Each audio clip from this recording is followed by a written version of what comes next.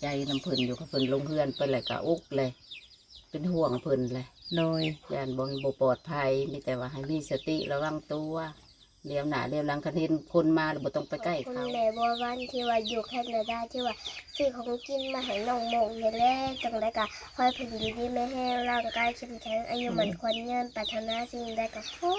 ให้เพิ่นได้สิ่งนั้นเด้อ เป็นแต่หลานเลย สา เป็นคนยา ธุหลานคือเป็นกว่าหญ้าแท้บัดนี้เนาะจะจำไม่ใช่อีหล่ะบอกบ่าวมึงดูอืมจำนำบอกพ่อมีบอก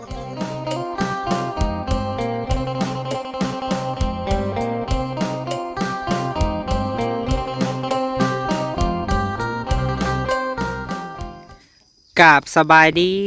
สบายดีสวัสดีเด้อพ่อแม่พี่น้องสุขุสุคนสุหมองสุบอนเนาะมาพบมาพ่อกับบ่าวพามีเด้อพี่น้องเอ้ยเนาะเปิดภาพมามื้อนี้พี่น้องเอ้ยเฮาก็อยู่ที่อ่า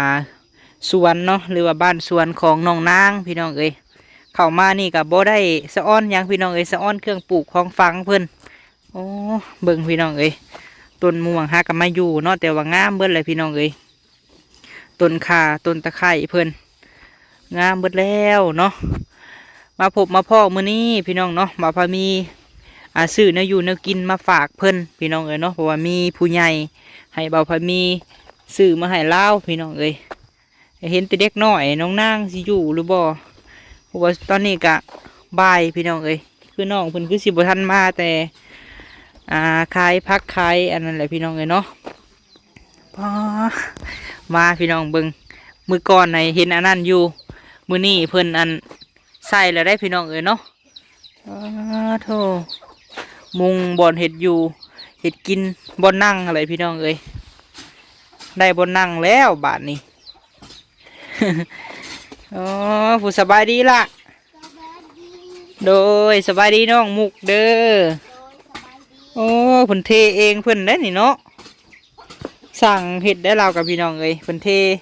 บ่ให้มันเปื้อนว่าเลยเทกันเปื้อนเพราะว่าปูนยังเหลือพี่น้องเอ้ยอันใดที่เห็ดได้เพิ่นก็เห็ดนี่แหละพี่น้องเอ้ยที่บ่าวพามีมักเนาะโอ้เป็ดไก่พี่น้องเอ้ยโอ้สบายดีเด้อแม่เด้อโดยสบายดีอ๋อสะออนไก่เด้พี่น้องเอ้ยหยาบๆอยู่อันนี้เนาะตัวอยู่ในป่านี่คือสิลายเนาะตัวปล่อยฮะปลาน้ำปล่อยน้ำคำเลยมาบ่ำแล้วเขามามันเคยเหรอเนาะจืดทางเขาทางออกเลยเอาคุดเห็นยังอันนี้บานนี้มันบดเสมอกันนี่แหละทางผมหลายทางเป็นบดเสมอกันเลยปรับหน้าดินให้มันเพียงบ่โดยต้นหนาดินให้เพียงโอ้ยพี่น้องเลยเนาะจังมันกระโดดมันน่ะสูงเลยนี่เทเองบ่นะแม่เทเองแหละโอ้มันสิมั่งเรืออันนึงมือไหนอยู่หันเด้โดยก็เลยเทปรับหน้าดินใช้นงสาวได้ค่ะไปใช้นงนางน้ำบริมาบ่มันยังบ่มาอยู่โอ้เนาะเบิ่งตอนนี้3 โมงเลยปกติจักโมงมาหอดนะแม่มาหอดอยู่ยังเพิ่นมีเวียกไปนำมันหัวหน้าเพิ่นก็มีมันนะ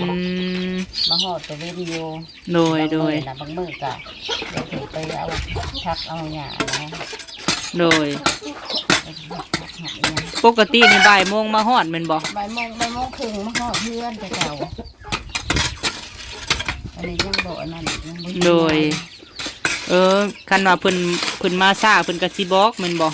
ว่ามื้อนี้อันมาซ่าแน่ประมาณนี้บ่ซ่ามีเวียกโอ้โดยโอ้ดึงส่งขึ้นในล่ะส่งนะโอ้ระวังได้ถือกันได้เนาะส่วนนะอันนี้น่ะสิเทอีกบ่นี่แม่เราจะแท่งมันสิได้ดินย่านมันอันนี้ไหลไปเห็นได้ดินทรายนะฝนตกมาจะมันก็ย้ายไปน้ำมันเบิดแล้วไปนั่งตั้งผู้ก็ได้เนาะไปนั่งเตียงผู้ก็ได้เทเนาะเพิ่นก็ได้พี่น้องเอ้ยเบิ่งเทกระปูดกระเป๋าเลยเฮ็ดเองเทมือใดนี่ฮะแม่มือวานนี่โอ้เทกับไปผู้เดียวกับน้องนางมาแต่เวียกแล้วพากันเทบ่ส่วนผสมเว้งกับลูกไปนำนี่แล้วเอายังลูกฮะโอ้ยไม่แล้วเมื่อวานนี่เป็นไม่นี่แล้วมันบ่มีอันนี้ ห่อเด้อว่ะนี่เด้ ไม่รูปเลยมันบอก ไปในลูกไปนั่นนี่แหละลาเป็นผู้ผสม โอ้ มึงได้กระปูดกระเป๋า ขยามันแหละเพราะมันบกกระเด็นใส่ กระเป๋าไว้พยามันแข็งหั่นน่ะ ยังเบื้องนี้เห็นบ่ ยังเบื้องนี้ว่าอยากเห็นเบื้องนี้แหละ พอดีนางมาแล้วก็พาเทเนาะ หมดแล้วสิมังน่ะ โอ้โดยอันนี้ได้3 โมงมื้อใดนี่ฮะแม่ แต่มือซื่นพุ่น โอ้กูปูกระปุงเห็นหอดดาวเนาะอันนี้เนาะได้ไม้ใช้นี่ฮะแม่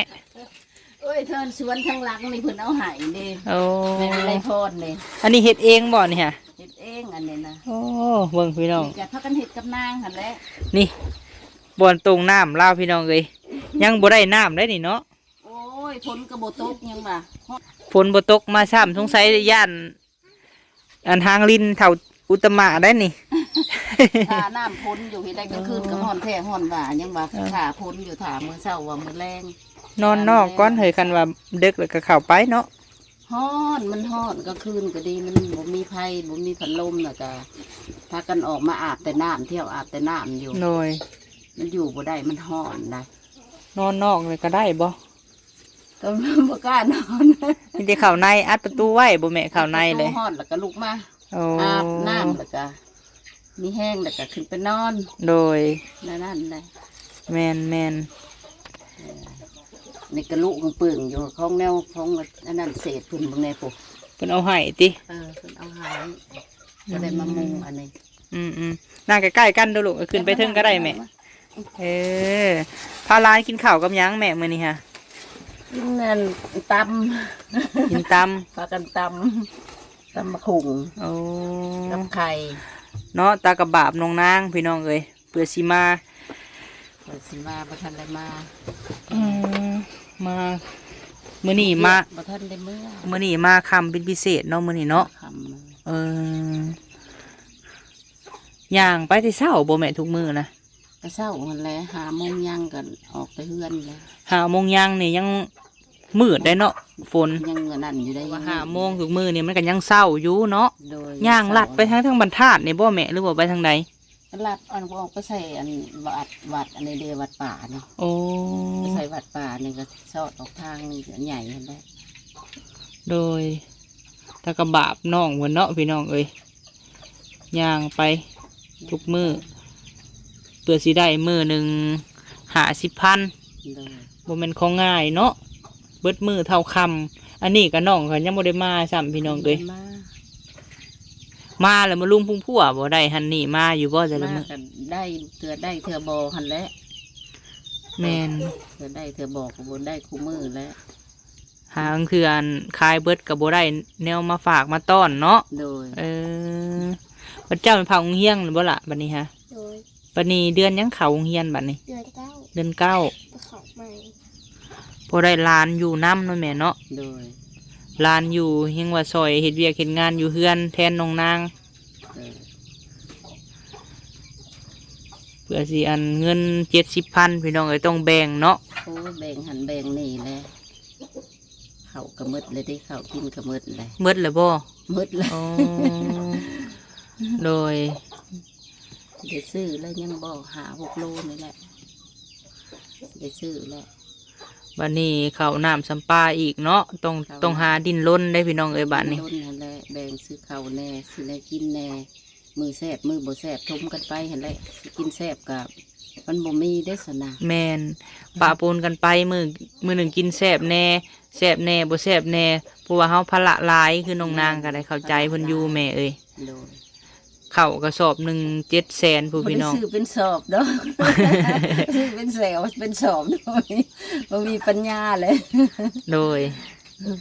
หาสำใดก็ได้ซื้อสำนั้นเนาะ โดยได้สำได้ก็แบ่งซื้อสำนั่นแบ่งซื้อแน่กินแน่แบ่งซื้อเขาแน่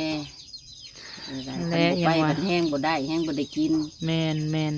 ที่ขาที่แต่อันเพิ่นเอิ้นใส่ก็มันก็บ่มีคู่มือเด้ คืองานดองงานหยังมันก็บ่มีทุกมื้อเนาะแบบไปล้างถ้วยอิหยังก็ได้ โดย ดีแล้วที่น้องเพิ่นฮู้จักเฮ็ดฮู้จักหาฮู้จักอันไปหาถามหั่นนะ โดย ไปหาถามเอาเองบ่ทีแรกค่ะแม่ ไปหาถามนั่นแหละ โอ้ เพิ่นก็รู้จักประวัติแน่ว่าซั่นซะ แบบเคยไปเฮ็ดผ่านมาแน่แล้ว แม่ ผ่านมาตะกี้บ่ ผ่านมาตะกี้เคยไปอยู่ โอ้ เคยไปเฮ็ดน้ำเพิ่นอยู่เพิ่น โดย จักประวัติ โดย แน่แล้วเพิ่นก็เลยหับเอา แม่นแหละเนาะฉะนั้นก็หาเวียกงานยากพี่น้องถ้าว่าเว้ารวมๆแล้วแต่ละเดือนนี่ก็ได้ประมาณ2 ล้านเอ็ดเนาะ โดย แม่นบ่ โดย เพราะว่ามื้อหนึง70,000 70,000หักบ่ได้แม่นว่าหมดเดือนจังเอาต้องได้เอาคู่มื้อ เอาคู่มื้อเนาะ ของ คือ เรารายจ่ายรายใช้มันก็ถูกมื้อเด้ แม่น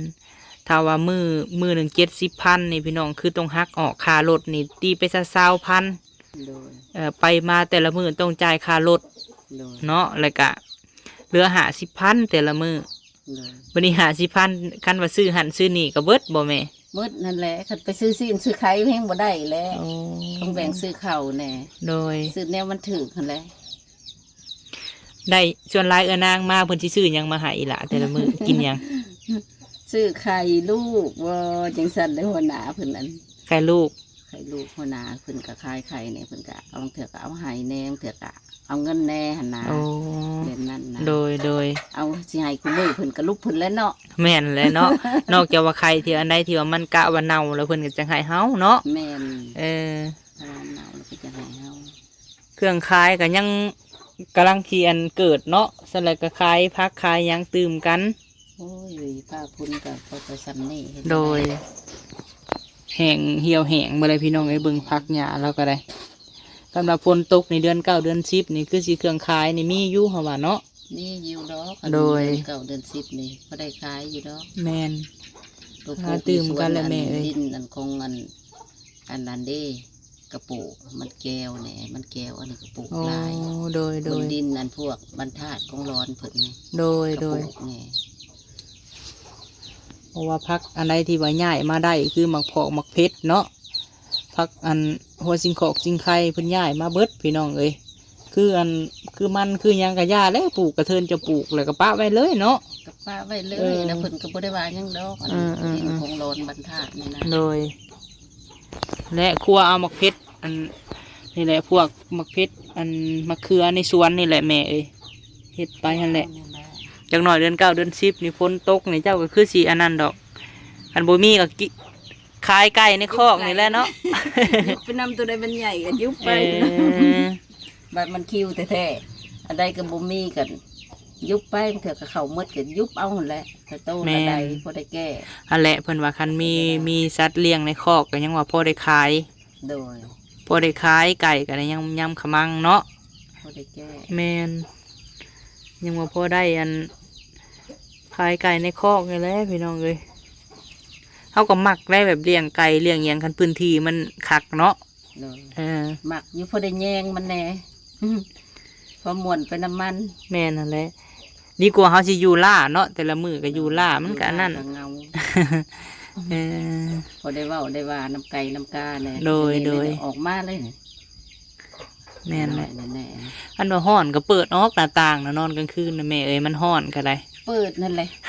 เปิดเบิดเลยบ่ เปิดหมดเลย มันหอม เออ มันบ่มีไฟบ่มีพัดลมอะไรมากันฮ้อนแล้วเนาะ ใครใครย่อยเนาะ อันนี้มึงได้กันเหืออะไรใครย่อยอยู่นะ โดย เมื่อคืนเนี่ยก็ไปเดินนอนทั้งขามีปาร์ตี้เมื่อคืน อ๋อแม่นบอก แม่นหั่นแหละเฮือนทางหลังหันลูกหลานก็เจ้ามาเปิดปาร์ตี้อยู่ อ๋อสร้างว่าแท้เนาะ คือว่าอันโศกหลีกหมู่แล้วก็ยังอันนั้นอยู่เป็นบ่คือว่าเลยเนาะโศกหลีกกับดินเขาเนาะ ดินเขาก็เว้าบ่ได้ เออ ทางบ้านก็เพิ่นประกาศออกมาอยู่เพิ่นว่าทางบ้านจัดสรรหันเด้อเพิ่นว่าเปิดอันปาร์ตี้เบิดคืนเพิ่นว่า บอกผู้ปกครองเพิ่นแล้วเนาะ เขาออกมาพวก แนวเฮากับดินเฮาบ่แม่นเฮาอยู่ดินเพิ่น ก็เว้าบ่ได้แล้วเฮา เออ บ่กล้าเว้าแล้ว แม่นแล้ววัยรุ่นอย่าเว้าทุกทีบได้แม่เอ้ย บ่เว้า เนาะ เลย มีแต่นอนบ่ นอนบ่รับกัน ดินข้างหลังเจ้านี่บ่ ดินทางหลัง อื นั่นแหละ ม ลูกหลานกับเจ้าหั่นแหละเราก็จมอยู่ เพราะว่าในบ้านนี่สิอยู่บ่ได้เด้เนาะปกติอหยังนี่เพราะว่ามัน ในบ้านเขาก็เว้าบัดนี้มันก็ดังเข้ามาฮอดบ้านคือกัน กลางคืนว่ามันส่งเนาะ มันส่งในกลางคืนเสียงมันก็ ระมัดระวังเด้อน้องฝนน้องมุก นอนมีสติได้เนาะ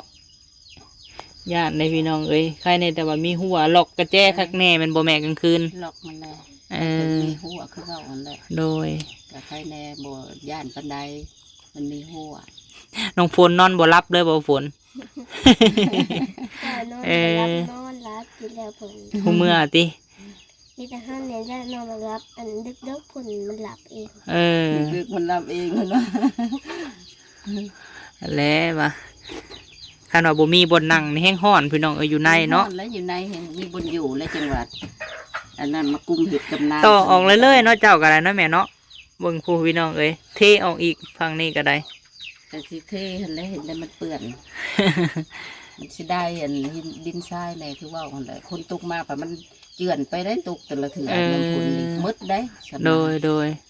สิได้แล้วเงินผลซื้อเลย แม่ มัน นทำ แม่ บ่อเห็ดบ่อรักษาเอา เป็นหยังอีกล่ะ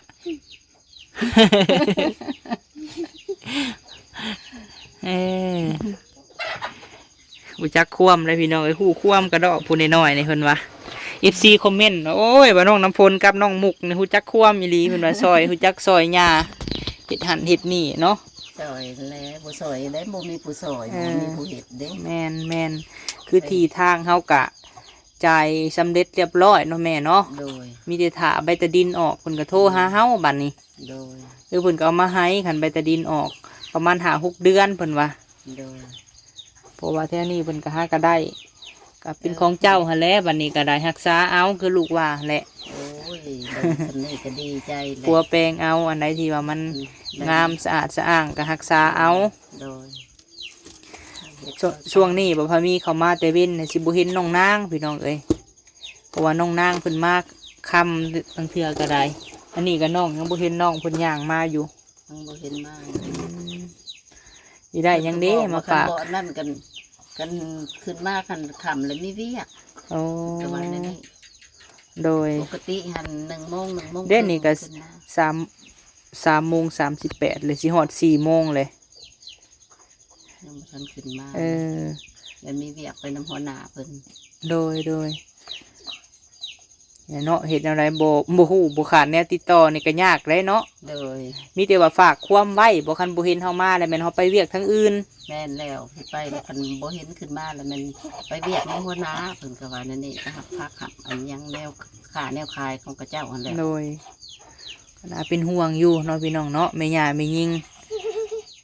ไปหันมานี่ก็ความปลอดภัยมีน้อย โดย เป็นแม่ยิงในแห้งระมัดระวังยาก ยากเลย เพราะว่าบ้านเฮาคู่มือนี่บ่คือเก่าเนาะ แม่น บ้านเมืองอีหยังก็บ่คือเก่า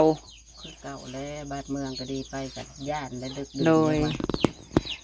อุกใจน้ำเพิ่นอยู่กับเพิ่นลงเฮือนไปเลยก็อุกเลย เป็นห่วงเพิ่นเลย โดย ย่านบ่ปลอดภัยมีแต่ว่าให้มีสติระวังตัวเลี้ยวหน้าเลี้ยวหลังคันเห็นคนมาแล้วบ่ต้องไปใกล้เขา คือมื้อนี้ก็ยัง ข้าว ยังบ่เห็นมาอยู่เนาะ ยังบ่เห็นมา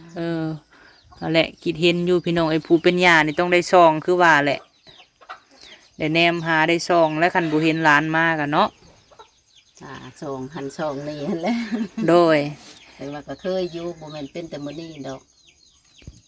ดนๆก็เห็นมาขำอยู่ว่าเอาคือนานมาแท้